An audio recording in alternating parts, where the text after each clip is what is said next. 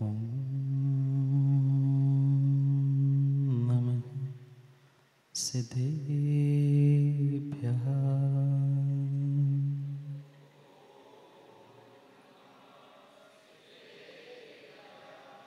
श्रीमत्परं गम्भीर स्याद्वान्मोघलाञ्छनं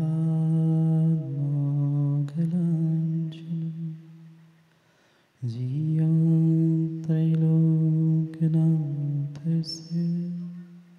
शासनं जिनशासनं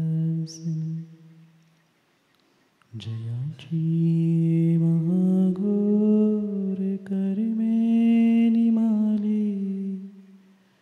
खरीज्ञानदृष्टि तया प्राप्तजाले हिताचाच जो मार्ग दावी जनाला सदा भक्तिभावेन मुत्याजिनाला हरिहन्ताणं नमो सिद्धाणं नमो आयर्याणं नमो वज्रायणं नमो सर्वसाहु। अनंत अनंत परम सिद्ध भगवान की 1008वीं पार्श्वनाथ भगवान की, परम पूज्य आचार्य भगवान कुंद कुंद स्वामी की, परम पूज्य आचार्य भगवान गणाचार्य विराग सागर जी महाराज की, परम पूज्य आचार्य भगवान पट्टाचार्य गुरुवर विशुद्ध सागर जी महाराज की, परम पूज्य आचार्य भगवान सुवीर सागर जी महाराज की, परम पूज्य श्रमण मुनि प्रशम सागर जी महाराज की, सनातन जैन धर्म की,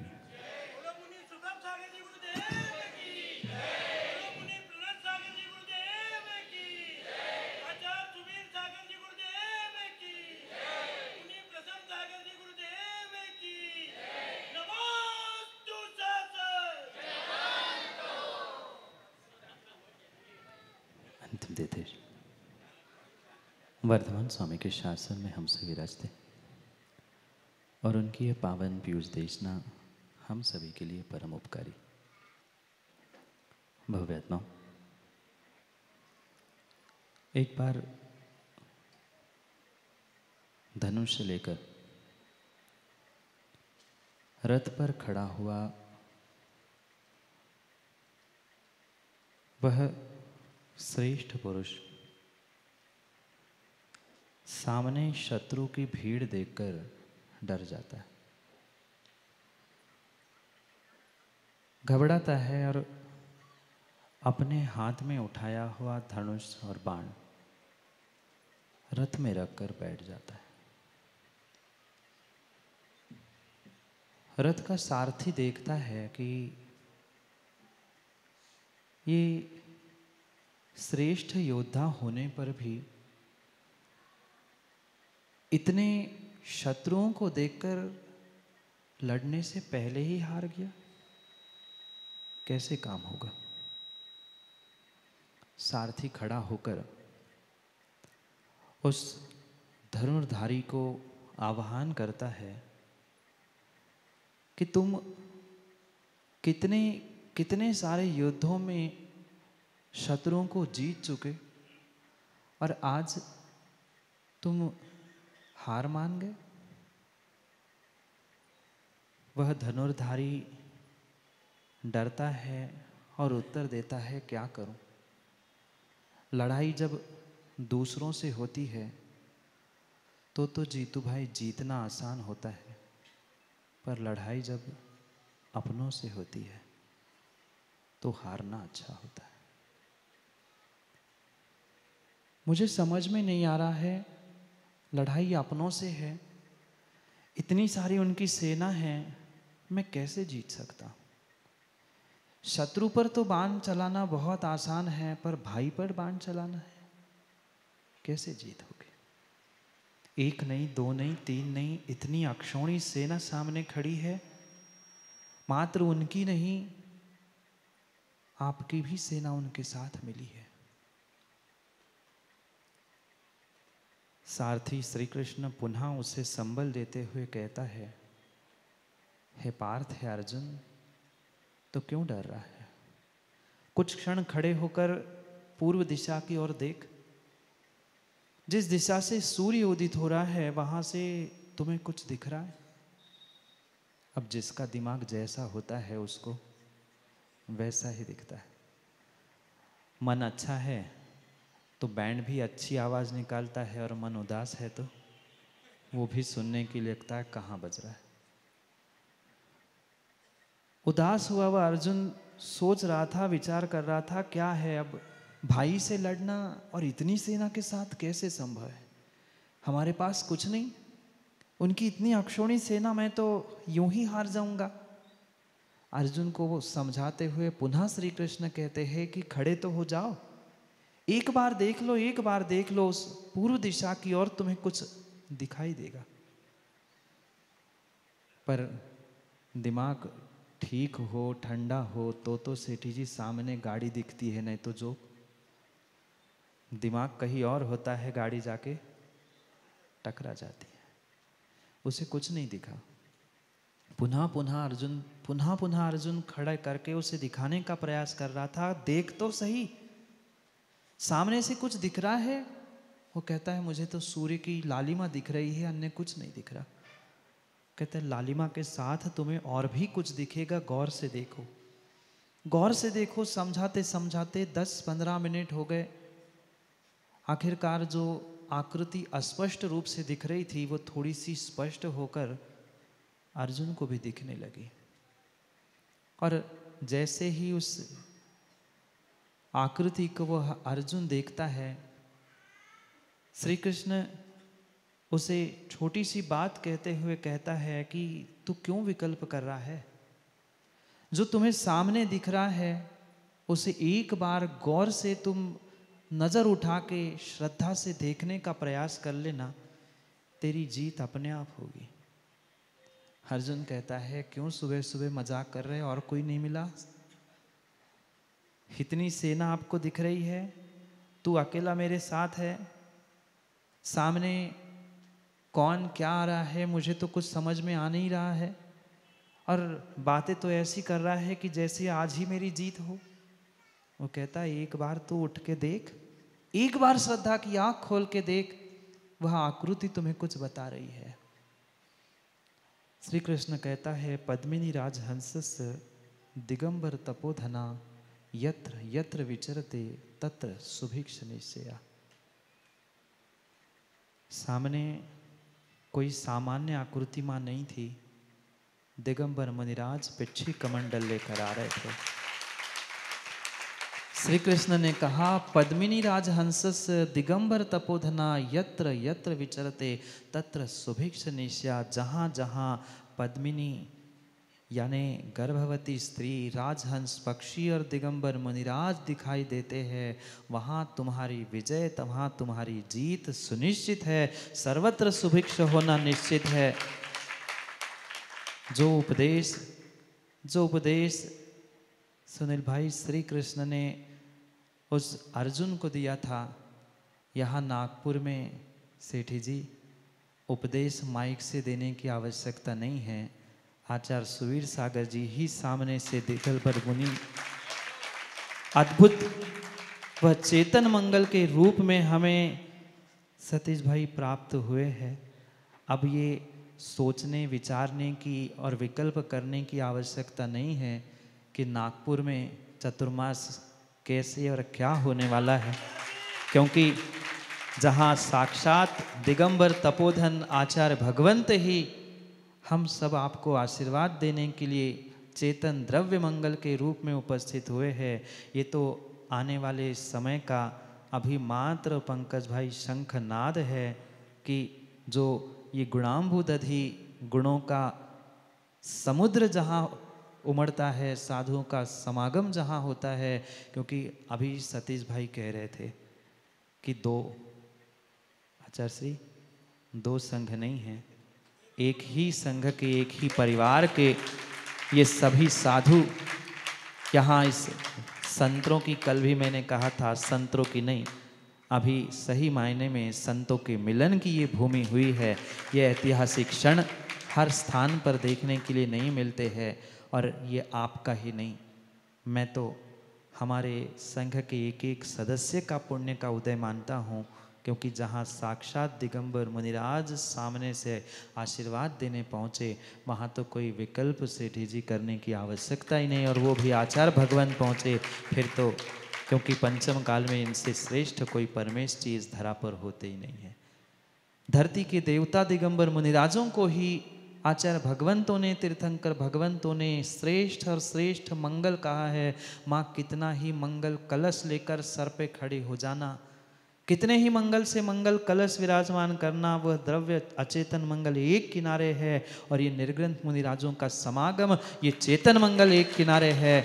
और आज जब वह संभावित, सतीश भाई, जब संभावित वर्षायोग प्रारंभ होगा तब होगा, पर मैं तो कहता हूँ उसका शंखनाद आज से ही यहाँ उस नागपुर में प्रारंभ हुआ है, क्योंकि आज दिन भी कोई सामान्य नहीं है जीतू भाई, दिन भी कोई आज सामान्य नहीं है। ये शाश्वत पर्वराज अष्टानिका का पहला दिन है, जहाँ इंद्र लोग भी उस अकृत्रिम जिनालयों की वंदना करने के लिए निकलते हैं।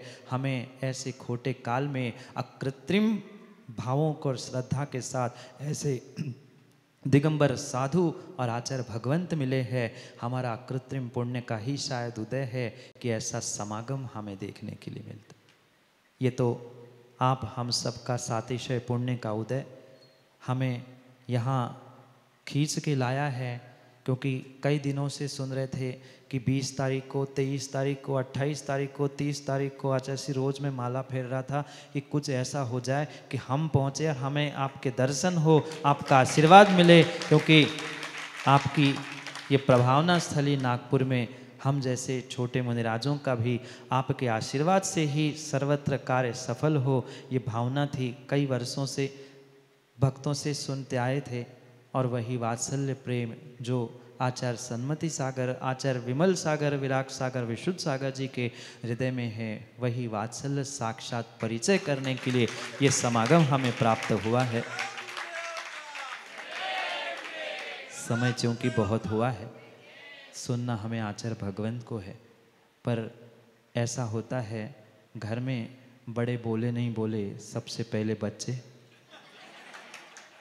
अपना बोलना नहीं आता है तो रो के गा के बता देते हैं, और बोलना आता है तो बोल के बता देते हैं। हमने भी गुरु आचार्य भगवंत के चरणों में अपना अल्प बुद्धि से प्रयास किया, उनकी आज्ञा शिरोधार्य मानते हुए ये मंगल भावना प्रेषित करने का प्रयास किया। पर यही वास्तव में मंगल है, जहाँ दो चेतन मिलते हैं। अचेतन जल जहाँ मिलते हैं वह संगम पे तो तीर्थ बन जाते हैं। ये चेतन जल जहाँ मिलते हैं वहाँ साक्षात तीर्थराज भी बन जाए, कोई बहुत बड़ी बात नहीं है।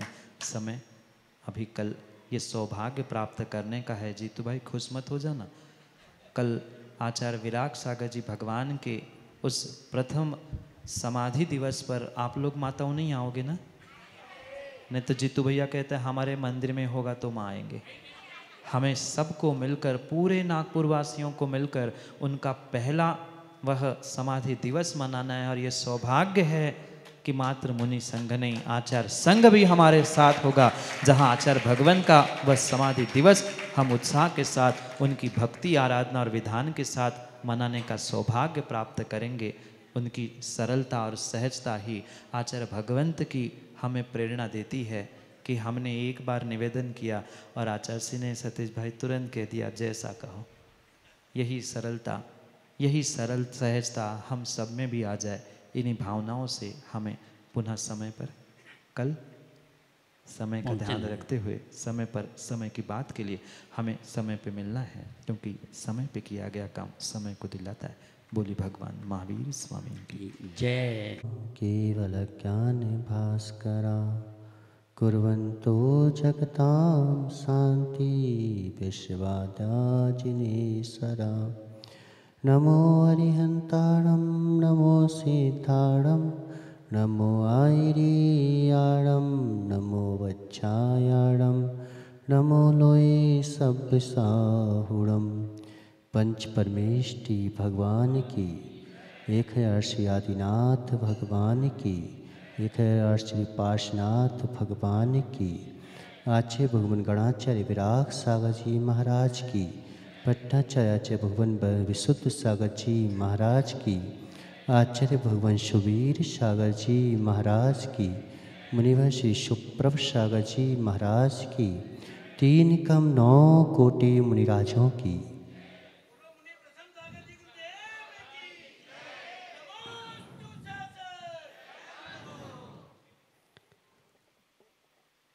आस्था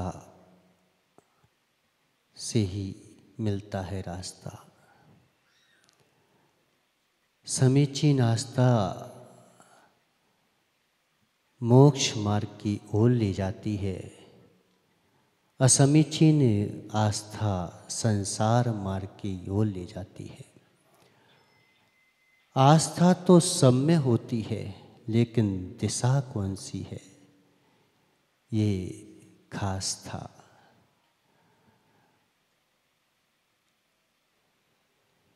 जब हृदय विसार हो, दिनेश, अगर तुम बड़े हो तो इतना विसार हृदय रखो कि सब उसमें समा जाएं, और अगर हम छोटे हैं तो इतने लघु हो जाओ कि हम उसमें समा जाएं।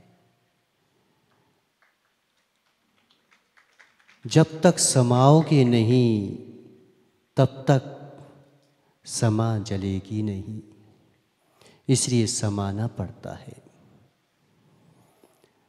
समय हो गया है, लेकिन समझने की बात है कि कई लोग सोचते हैं कि 2 नग्न व्यक्ति मिले हैं, लेकिन आस्था जिसकी अटूट होती है वो सोचता है कि धन्य है आज ये वात्सल्य का मिलन हुआ है। मिलना तो पड़ेगा, मिलना तो पड़ेगा ही पड़ेगा। जो इन निर्गंथ तपोधनों से नहीं मिलता नमन, उसे निगोद में मिलना पड़ता है, उसे भी मिलना पड़ेगा। एक माही अनेक राजे, 2 जगह एक माही अनेक रास्ते हैं, कि निगोद में भी जो वात्सल्य को छोड़ देता है, जो संवेग भाव को छोड़ देता है, जो निर्वेग भाव को छोड़ देता है, जो इन गुरुओं को छोड़ देता है, उसे मिलना तो पड़ेगा, मिलना तो पड़ेगा। लेकिन कहाँ मिलेंगे, कहाँ मिलना है, क्यों? निगोद में मिलना है कि सिद्धालय में मिलना है, कहाँ मिलना है? और मिलना कभी किसी से है नहीं। कई लोग इसलिए नहीं मिलते कि कहीं मेरा अस्तित्व नष्ट ना हो जाए इनके साथ मिलने से। कई लोग इसलिए मिलते हैं कि इसलिए नहीं मिलते कि मेरा अस्तित्व नष्ट ना हो जाए, और कई लोग इसलिए मिलते हैं कि मेरा अस्तित्व बन जाए। लेकिन ना तो अस्तित्व मिटता है, ना अस्तित्व बनता है, अस्तित्व तो होता है। उसकी बोध कराने के लिए ये देव शास्त्र गुरु होते हैं। वात्सल्य का मिलन कि आगम में हम पढ़ते हैं कि वात्सल्य का जो है सूत्र क्या है, क्या सूत्र है। कई बार उपदेश ना भी दे पाए कोई, जरूरी नहीं है कि उपदेश दिया जाए, साक्षात दिख जाए, यही तो वात्सल्य है। कई लोग सोच रहे थे कि 2 नग्न मिले और सच्चा भव्य आत्मा, भव्य पुरुष सोचता है कि आज जो है ये वात्सल्य का मिलन हुआ है, जिसे संसार शरीर भोगों से निवृत्ति होती है, वह जो है इन गुरुओं के मिलने से और इन गुरुओं का जो है जाना तो पड़ेगा। जिसे संसार की कन्या चाहिए बेचारे वो शादी पार्टियों में जाते हैं, और जिसे मुक्ति कन्या से वरण करना है वो इन गुरुओं के जो है दर्शन करने जाते हैं। ये गुरु जहाँ मिलते हैं उनके पास पहुँच जाते हैं। संसार शरीर भोगों से जिसकी विरक्ति हो गई, देखो आप पुराण ग्रंथ कहीं पर भी उठा के देख लो आप, जब पढ़ते हैं तो महेंद्र कल क्या आया था कि वज्र जंग श्रीमती का विवाह होने वाला था। सब कुछ सजाया गया, सब कुछ सजाया गया, लेकिन हर चीज में उन्होंने धर्म को सबसे आगे रखा कि मैं इस भोगों में अपने आप को भूल ना जाऊं। इसलिए सबसे पहले रखा कि हे भगवान आपके पास आया हूं, शादी तो मेरी मजबूरी है, लेकिन आप मुझे उस समय भी मजबूत रखना कि आज मैंने एक कन्या से शादी की, ये मजबूरी है, मुक्ति कन्या से एक दिन मैं शादी करूं, ये मेरी मजबूती बन जाए। ये भावनाएं होती हैं सम्यक दृष्टि की। तो समय आपका हो गया है, अपन को आचार्य भगवान को सुनना है। अपन तो ऐसे हैं कि पता कैसे कि धान लेने जाते हो, धान लेने जाते हो महेंद्र, गेहूं लेने जाते हो ना, उसमें कंकड़ पत्थर भी दो चार मिल जाते हैं तो कीमत हो जाती है। ऐसी आचार्य भगवान तो ऐसे मुनि संघों के साथ हमारी भी थोड़ी बहुत कीमत हो जाती है। इनके साथ हम भी चले जाते हैं। और पता कि क्यों दिनेश, जब तुम किसी की शादी में जाते हो तो टीका होता है कि नहीं होता, खाने पीने को मिलता है कि नहीं मिलता। ऐसे ही पता आप जो है इनके जो है साथ में जाओगे, इनका मिलन दोगे तो निश्चित मानो स्वर्ग रूपी छोटे मोटे तो टीके अपने आप हो जाएंगे। तो आज हम यहाँ पर ये टीका कर रहे हैं कि मुनियों के टीके करोगे, मुनियों के साथ जाएंगे तो नमन निश्चित मान तुलसी नगर कि बीच में होता है तुलसी का पेड़, सब जगह ध्यान देता है, तो उनकी भी कीमत हो जाती है।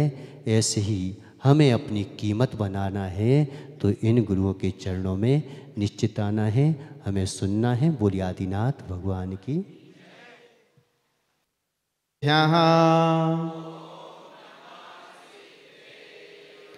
ओम नमः सिद्धेभ्यः,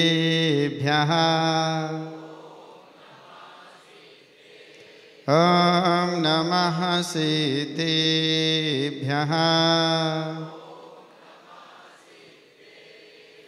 ऐनात्मा बुद्धतात्मेवे परत्वेने विचापिरम् अक्षानन्तबोधाय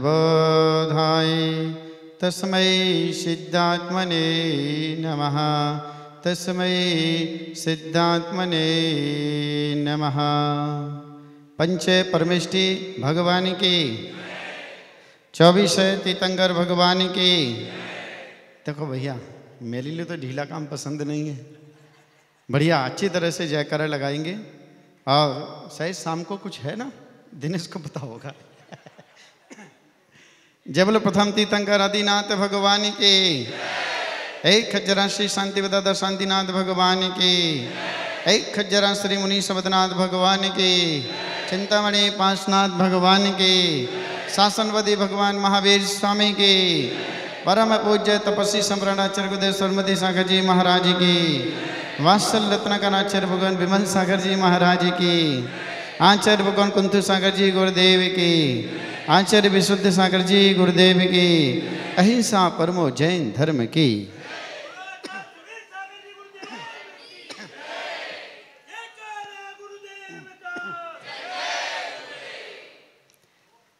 जो आनंद होता है, जो प्रसन्न होता है, वही कर्मों की निजरा करता है। आचार्य पूज्यपाद स्वामी ने बहुत छोटा सा ग्रंथ लिखा है, इष्टोपदेश। ज़्यादा बड़ा समय सार पढ़ना नहीं हो तो इष्टोपदेश हमारे लिए पढ़ लेना चाहिए। आनंदो निर्धयत युद्धम कर्मे नंद मनावतम ना चासो खिद्यते योगी बहिर्दुःखस्य चेतना। जो साधु होते हैं वह संक्लेश में नहीं जीते हैं, विशुद्धि में जीते हैं और विशुद्धि के साधनों को खोजते रहते हैं, ढूंढते रहते हैं। आपकी भाषा में यदि कहा जाए तो यही कहा जाएगा कि भैया चिंता नहीं करना, प्रसन्न रहो, खुश रहो। और साधुओं के लिए कहा है कि आप अपनी साधना में, आप अपने अध्यात्म में, आप अपने चारित्र में, आप अपनी चर्या में, अपने कर्तव्यों में इतने प्रसन्न रहो, इतने प्रसन्न रहो कि आपकी कर्मों की निजरा स्वयमेव अपने आप कर्मों की निजरा हो जाए। वह दुखी नहीं होते हैं। ना च सुखित योगी, योगी कभी जो होता है वह दुखी नहीं होता है। इसलिए जब भी तुम साधु के पास जाते हो तो साधु आशीर्वाद देता है। कैसे देता है? हंसते हुए, मुस्कुराते हुए। और साधु की एक मुस्कान यदि भक्ति के लिए मिल जाती है तो उसके दुख और पीड़ाएं अपने आप वहां पर समाप्त हो जाती हैं। आप लोग यहाँ पर ताली बजाने के लिए आए हैं नहीं, आप अपनी आत्मा का आनंद और आत्मा की अनुभूति और आत्म कल्याण का मार्ग प्रशस्त करने के लिए आए हैं। आत्मा यदि प्रसन्न होगी तो शरीर तो अपने आप ही हमारा प्रसन्न होगा। अंदर से आदमी के लिए बहुत प्रसन्न रहना चाहिए। बाहर हम कभी भी सुखी नहीं बन सकते हैं, ये निश्चित है। बहिर्दुःखस्य चेतना, बाहर के जो अचेतन दुख हैं वह हमारे लिए निरंतर हमेशा बने रहेंगे। यह संसार विषय सुख होता तीर्थंकर क्यों त्यागे। यदि ये संसार में चक्रवर्ती के लिए, तीर्थंकर के लिए भी संसार में यदि सुख होता तो वह संसार के वैभव के लिए, इन भोगों के लिए, इन विषयों के लिए, इन कसायों के लिए वह छोड़ते नहीं। संसार में सुख नहीं है पर संसार से सुख प्राप्त हम कर सकते हैं। ऐसे साधुओं के पास जाकर के, ऐसे जिन शासन में जाकर के, ऐसे जिन शासन को प्राप्त करके। कितनी सारी बातें अभी यहाँ पर हो रही थी। सेठी जी, सतीश, हमारे दोनों मुनिराज, यह एक व्यवस्था है और मैं भी उसमें बेबस हूं, नहीं तो मैं उनको अपने सिंहासन पर बिठा सकता हूं। मेरा मन इतना विशाल है पर वो बैठेंगे नहीं, क्योंकि एक व्यवस्थाएं होती है कि सिंहासन जो हुआ करता है वह आचार्य उस पर बैठ सकते हैं।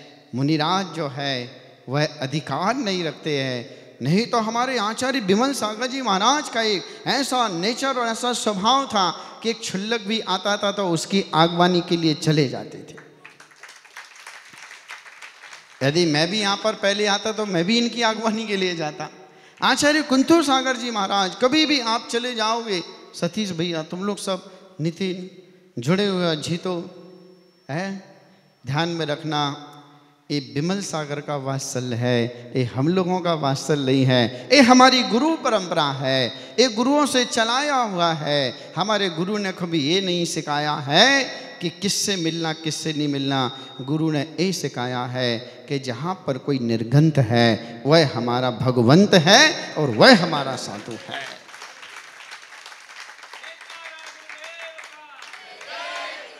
भगवती आराधना जैसे ग्रंथों में बस यही 2-4 चिन्ह बताए हैं कि वह नग्न होना चाहिए, केश लुंच करने वाला हो और बिच्छी कमंडल उसके पास में हो, वही हमारा निर्गंत साधु है। जो साधु जीवन में मिलेंगे वही तो आगे चलकर के सिद्ध बनेंगे और वही तो सिद्धों से मिलेंगे। यह हमारा ही संग है। हम लोग सब एक ही परंपरा के, एक ही संग के हैं। कल आपके लिए बताएंगे, इनके पास में भी अनुभव हैं। इनसे ज्यादा 5-10 साल पुराने अनुभव मेरे पास में है। ये आचार्य विशुद्ध सागर से 2006 में कब जुड़े थे? 6 में चतुर्मास हुआ था और मैं 91 में जुड़ा था। जब दीक्षा हुई थी उस समय 6 साल का था। उस समय जब विशुद्ध सागर जी महाराज की दीक्षा हुई थी, मुनि दीक्षा, एक पेड़ के नीचे श्रांसगिरी में दीक्षा हो गई। ना कोई मंच था, ना कोई पंडाल था, ना कोई लोग थे। आचार्य विराग सागर जी ने उस समय उस वृक्ष के नीचे उनके संस्कार कर दिए और बाद में कुछ सालों के बाद उनका संघ से पृथक विहार भी हुआ। बहुत सारी बातें हैं, इतना तो समय अपने पास में नहीं है, पर मैं इतना ही कहूँगा कि हम लोग 2 संघ के नहीं, एक ही संघ के हैं और एक ही गुरु परंपरा के हैं। यही तपस्वी सम्राट से निकले हुए विराग सागर जी हैं। और सतीश, तुम बहुत छोटे थे, 40 साल हो गए होंगे चतुर्मास के लिए। 1981 में जो मैंने आपके लिए सुबह बताया था कि तपस्वी सम्राट की नगरी है, ये नागपुर जो है ये तपस्वी सम्राट की देन है। इस नागपुर के इतिहास में सबसे पहला चतुर्मास किसी संत का हुआ था तो तपस्वी सम्राट सन्मति सागर का हुआ था। चतुर्मास का मंगलाचरण, चतुर्मास की शुरुआत एक तपस्वी सम्राट के द्वारा यहाँ पर हुई थी। यह मुनि भक्ति, यह तपस्वी सम्राट की देन है। आचार्य शांति सागर जी महाराज आए पर 2-4 दिन यहाँ पर रुके थे, पर तपस्वी सम्राट यहाँ पर पूरे 6 महीने तक रुके और इस नगरी में इतनी बड़ी उन्होंने तपस्या की थी, इतनी बड़ी तपस्या की थी कि सबसे बड़े जो व्रत थे उनके जीवन के यहीं पर 15-15 दिन के उपवास वाले जो मासोपवासी जो उनके लिए कहा जाता है, वही व्रत उनके नागपुर में ही उनकी शुरुआत हुई थी उन व्रतों की। और 6 महीने में उन्होंने ज़्यादा से ज़्यादा 10 से 12 आहार किए थे। मात्र इतने उनके आहार यहाँ की समाज के लिए प्राप्त हुए थे। ये तपस्वी सम्राट की परंपरा, ये आचार्य आदि सागर जी महाराज की परंपरा, ये आचार्य महाविकृति महाराज की परंपरा, आचार्य विमल सागर जी महाराज की परंपरा, और उसी परंपरा में आगे इस कड़ी में आचार्य विराग सागर जी, आचार्य विशुद्ध सागर जी। विराग सागर जी हमारे एक दृष्टि से हमारे गुरु भाई हैं, एक दृष्टि से हमारे सभी नाती हैं। जब विराग सागर जी के संग से, जब संग में गुरु महाराज के पास आते हैं, हम तो छोटे से मुनिराज थे उस समय, बहुत छोटे थे, 16-17 साल के मुनिराज थे।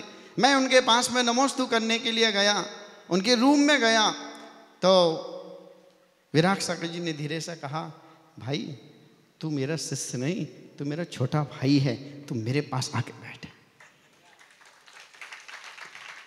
ये भाषण उनका भी था ना, वही इतने बड़े आचार्य, और मैं एकदम उस समय बिल्कुल दीक्षित ही मुनि था। 2-3 साल मेरी दीक्षा के लिए हुए थे ना। बाद में भी मिलन हुआ और भी मिलन हुआ। इनके गुरु महाराज से भी बहुत बार मिलन हुआ, 5-6 बार मिलन हुआ। ये महाराज जी शायद बैठे हैं, सब मेरा अंदाजा ऐसे। ये सब क्षुल्लक अवस्था में थे, ब्रह्मचारी अवस्था में थे। ये तो ब्रह्मचारी ही थे, मुनि विशुद्ध सागर थे। तब हम दोनों मुनिराज का मिलन हुआ था 2006 के दिसंबर में बारामती में। तब ये बिल्कुल निकले हुए थे सुप्रभ सागर जी महाराज। सरावक ही थे, शायद ब्रह्मचारी भी नहीं बने थे, बस ऐसी पैंट शर्ट पहन करके घूम रहे थे और महाराज के पीछे लग गए थे। उस समय मिलन हुआ था और मैं गया था वहाँ उस गांव में। तो 2 किलोमीटर महाराज जी लेने के लिए आए मेरे लिए। तो मैंने कहा, आप बहुत पुराने दीक्षित हैं, मैं आज का मुनि हूँ, आप इतने दूर क्यों आए लेने के लिए? ठीक है, गेट के बाहर आ जाते थे। बोले ये जो पिछी कमंडल है ये मेरे नहीं, ये बिमल सागर जी महाराज के परंपरा के हैं, ये वात्सल्य के हैं। ये जिन शासन की तीर्थंकर भगवान की निर्गंथ मुद्रा है, ये मूलाचार के अंदर भगवती आराधना में हम साधुओं के लिए कहा है, ये हमारी बपोती नहीं है, ये तीर्थंकरों की बपोती है और उसको संभाल करके लिए हमारे लिए चलना है। इस वेश से, इस निर्गंथ वेश से, इस साधु के वेश से कभी जिन शासन की आप प्रभावना ना हो। तुम लोग आज बड़े प्रसन्न हुए, आज सब लोग बड़े समय से, सतीश तो एकदम लगा हुआ था और हमेशा ही प्रयास रहता है। जब आचार्य विशुद्ध सागर जी पंचकर्णक के अंदर आए तो एक्चुअल में इन लोगों ने, नितिन ने और सतीश ने मेरे को रूम में आकर के एक ही बात पूछी। बोले महाराज जी आप ये बताओ कि आपका मन क्या है? आप जैसा कहेंगे वैसा हम करेंगे। मैंने कहा कि भारत देश में जितने दिगंबर साधु हैं, मैं तो चाहता हूं कि मेरे मंच पे सब आ जाए।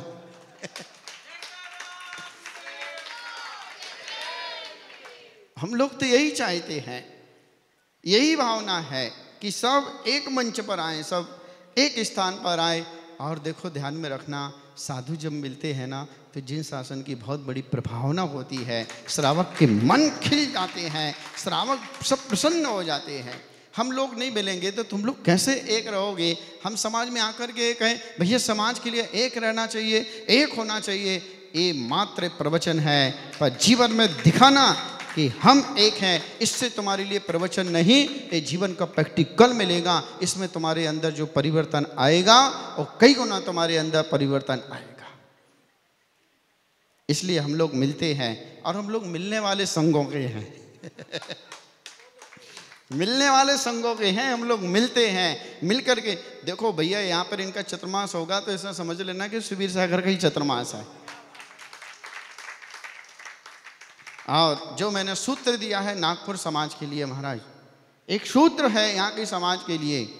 जिस मंदिर की जो परंपरा है, मंदिर की परंपरा को आप बना करके रखें, पर आप साधु के लिए पंथ में नहीं बांटना है और आपको भी नहीं बंटना है, और न किसी की मंदिर की परंपरा के साथ में कभी अपने लिए छेड़छाड़ करना है। जो जिस मंदिर की जो परंपरा है उस परंपरा को बना करके रखना है और समय समय पर एक सूत्र में रहना है। और यहाँ पर सकल दग्म जैन समाज का जो संदेश मैंने दिया है, ये 10 साल से 11 साल से चला आ रहा है और ये आगे ऐसे ही 1100 वर्ष तक, क्या पूरे पंचम काल के अंत तक इस नागपुर की नगरी में, ये भारत देश की हृदय स्थली में ऐसे ही गूंजते रहना चाहिए। ये सब समाज के लोग यहाँ पर बैठे हुए हैं, सकल जैन समाज यहाँ पर बैठी हुई है, सभी मंदिरों के, सभी समाज के यहाँ पर घटक है। आप लोग इतने अच्छे बैठते हो, हम लोग भी कभी कभी यही सोचते हैं कि तुम लोग के अंदर कोई छोटा बड़ा नहीं होता है, तो हम लोग तो तुम लोग के बड़े विशाल मन वाले हैं, तो हम लोग के अंदर छोटे बड़े की कोई भावना कभी आना ही नहीं चाहिए ना। ये तो तुम लोगों ने सिंहासन लगा दिया तो मैं बैठ गया एक व्यवस्था बना दी, नहीं तो हम लोग तो एक पाटे पर बैठ करके भी हम लोग बड़े अपनी चर्या का, अपने जीवन का बड़े आनंद के साथ पालन कर सकते हैं। कोई किसी के मन में कोई विकल्प नहीं है। ये सब अपने अपने संघ की व्यवस्थाएं होती हैं। हम आचार्य हैं तो हम हमारे संघ के आचार्य हैं, हम पूरे साधुओं के आचार्य नहीं हैं। इस संदेश हमारे गुरुओं ने दिया है कि ऐसा नहीं कि सबके ऊपर थोपा थापी करेंगे ना, ऐसी हम बड़े हैं, हम बड़े हैं, हम बड़े हैं, ऐसा नहीं है। और जो व्यवस्था है वो व्यवस्था है। आचार्य है तो आचार्य है, उपाध्याय है तो उपाध्याय है, मुनि है तो मुनि है, क्षुल्लक है तो क्षुल्लक है। ये व्यवस्था है, ये अपने अपनी पोस्ट है। कोई कलेक्टर है तो कलेक्टर ही है ना भाई, वो कलेक्टर तो कलेक्टर ही रहेगा। तहसीलदार की पोस्ट अलग है, कलेक्टर की पोस्ट अलग है। तुम बोलोगे हम तहसीलदार हैं और कलेक्टर को हम मान्य नहीं करेंगे तो व्यवस्था तो पूरी बिगड़ जाएगी। फिर ऐसा नहीं है। ये पूरा अपना जैन संविधान जो बना हुआ है यह क्रमबद्ध है, इसको कोई खंडन आप तो पग्गे मरुलंगे मादिष्टे, ये आप्त के द्वारा कहा गया जिन शासन है इसका कोई उल्लंघन नहीं कर सकता है। और जो उल्लंघन करने की कोशिश करता है उसका अस्तित्व खत्म होने में ज़्यादा समय नहीं लगता है। अच्छा प्रयास किया, सदर में मैं इसलिए जल्दी नहीं आ रहा था, योग आना होगा, और इस सदर के लिए मैं प्रवेश द्वार मानता हूँ। और यहाँ से सदर से चतुर्मास की शुरुआत हो गई है, तो इतनी अच्छी शुरुआत हो गई है, तो निश्चित ही शुरुआत अच्छी है तो अंजाम अच्छा होगा। पर मेरा थोड़ा सा अलग संदेश रहता है, शुरुआत थोड़ी सी कमज़ोर हुई तो चलता है, जिसकी शुरुआत कमज़ोर होती है उसका अंजाम बहुत अच्छा होता है, पर जिसकी शुरुआत इतनी अच्छी होती है तो अंजाम कितना अच्छा होगा। बिल्कुल आप महाराज यहीं रुकना दिसंबर तक, हम भी चतुर्मास करके आएंगे, और नवंबर में यहाँ पर पंचकर्णक होना है। वो पंचकर्णक में भी इस प्रकार से ऐसे ही पंचकर्णक बढ़िया भव्यता से होगा। आपका और कहीं पंचकर्णक है, वो पंचकर्णक को थोड़ा सा आगे खिसका लेना, और पूरी सतीश तुम संयोजक बने हो, जाने मत देना, पूरे समाज बिल्कुल आगे वाले पंचकर्णक को आप बिल्कुल, और को बोला आप आगे करना। पर नागपुर का पंचकर्णक जो बाहुली नगर का होने वाला है वह पूरे संघ के सानिध्य में हो, एक समाज में अलग ही वह जोश और प्रभावना। पंचकर्णक करना किस लिए भैया? मेरे लिए थोड़ी करना है। ये पांडल किस लिए डाल रहा? भगवान के लिए क्या? गुरु के लिए क्या? बिल्कुल भी नहीं। ये जन शासन की प्रभावना के लिए। और जब पूरे साधु मंच पर रहेंगे तो कितनी बड़ी प्रभावना जन शासन की होगी। इसलिए यह सब अपने लिए सौभाग्य की बात है।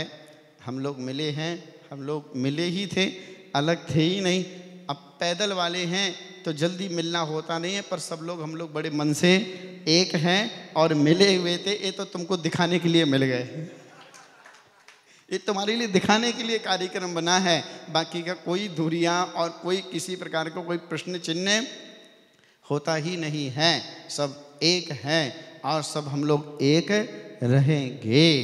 एकांत कोई होती है मछली, वो गर देती गंदा तो उसके तरफ ध्यान नहीं देना पड़ता है, तो एकांत स्वभाव रहता है किसका, पर वो रहता है क्योंकि सब अलग अलग विचार अलग अलग हो जाते हैं। पर फिर भी कोई बात नहीं, बहुत अच्छा इस समाज के लिए सेठी जी।